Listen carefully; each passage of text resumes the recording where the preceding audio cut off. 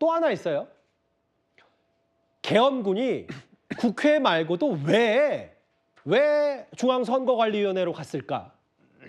그게 부정선거를 들여다보기 위한 진짜 이유 아니었냐? 이런 시각이 있었는데 대통령 오늘 이렇게 말했습니다. 선관위 서버를 복사하고 통째로 들고 나오고 이 지시는 누가 내린 것입니까? 여인영 사령관께서 저에게 구두 지시하셨습니다. 확실합니까? 확신합니다.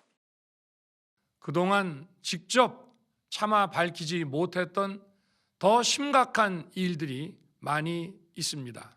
작년 하반기 선거관리위원회를 비롯한 헌법기관들과 정부기관에 대해 북한의 해킹 공격이 있었습니다. 국정원 직원이 해커로서 해킹을 시도하자 얼마든지 데이터 조작이 가능하였고 방화벽도 사실상 없는 것이나 마찬가지였습니다. 비밀번호도 아주 단순하여 1, 2, 3, 4, 5 같은 식이었습니다. 민주주의의 핵심인 선거를 관리하는 전산 시스템이 이렇게 엉터리인데 어떻게 국민들이 선거 결과를 신뢰할 수 있겠습니까? 그래서 저는 이번에 국방장관에게 선관위 전산 시스템을 점검하도록 지시한 것입니다. 두 가지 시선이에요. 그러니까 대통령은 국회에 계엄군을 왜 투입했냐? 지금 야당이 뭐 예산 폭주하고 입법 폭주하고 감사원장 탄핵하니까 계엄군 몰았다. 또 하나, 저기 최진봉 교수님. 네. 선관위의 보안 시설이 너무 취약해서 데이터 조작을 확인하려 계엄군을 투입했다고 했어요. 아니 작년에요. 이미 대통령이 이런 문제 지적을 해가지고 국정원하고 한국인터넷진흥원에서 12주 동안 점검을 했어요. 선관위의 모든 서버에 관련해서 실제 해킹되는지도 시도를 해봤고요. 그 점검 결과가 뭔지 아십니까? 북한에 해킹 흔적이 없다는 거예요.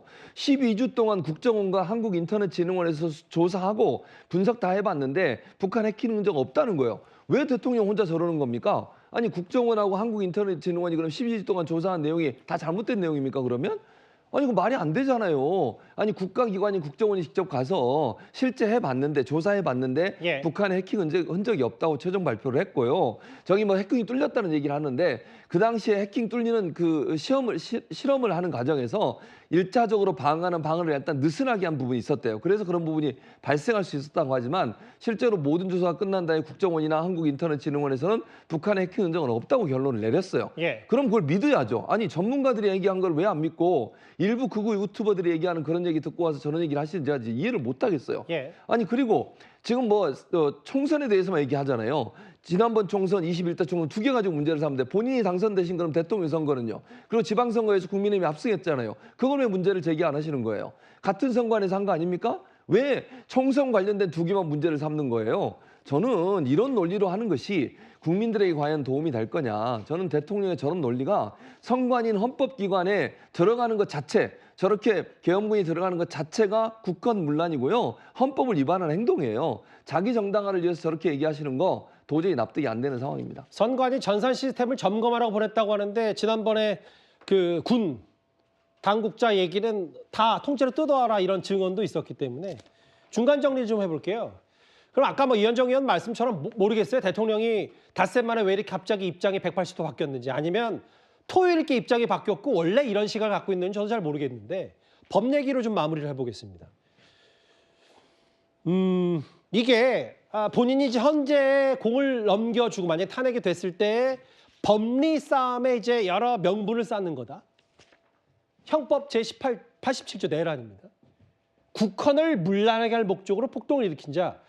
검사 출신인 대통령이 봤을 때 이 정도의 사안이면 대략적으로 봤을 때 경고용 계엄이고 선관위도 점검차기 때문에 그리고 그렇게 폭압적으로 하지 않았기 때문에 충분히 법적으로 다뤄볼 만하다. 내란죄 아니다 이런 시각을 갖고 있는 것 같아요. 그 정도면 완전 망상입니다. 이건 법조인이 할 수 있는 해석이 아니고요. 경고성 계엄이라는 건 그 자체로 형용 모순입니다.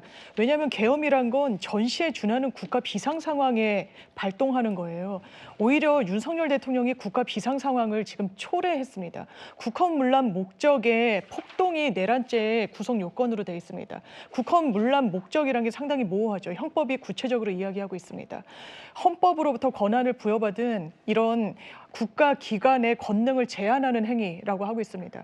설사 계엄이 적법하다고 하더라도 입법부인 국회는 통하라에 군의 통하라에 들어가지 않습니다. 왜?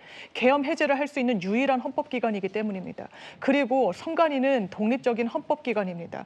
선관위에 군인들이 무장을 하고 들어갈 수 있는 그런 상황이 계엄이 아닙니다. 지금 본인이 한 게 어떻게 경고성 계엄이라고 이야기합니까? 국민들한테 마치 홍보하기 위해서 불안을 최소화하기 위해서 이 계엄을 선택한 것처럼 하는데 실패하니까 이게 마무리되지 않았으니까 자기 변명하는 겁니다. 이런 변론 만약에 법정 가서도 펼친다면 이건 양형에도 상당히 좋지 않게 작용할 겁니다. 오늘 국회에서 한동훈 대표는 이건 사실상 내란을 자백한 것과 같다고 했고 민주당도 공식 입장을 내놔서 뭐 극우 유튜버 수준의 망상 아니라고 작심 비판을 했는데 글쎄 앞으로 이 대통령이 마지막 뭐 사실상 마지막으로 볼 수 있는 대국민 담화가 만약에 탄핵이 된다면 탄핵안이 국회에서 통과가 된다면 직무정지 전에 아마 여러 논란거리가 될 것 같습니다. 저희가 준비한 1위까지 만나봤고요.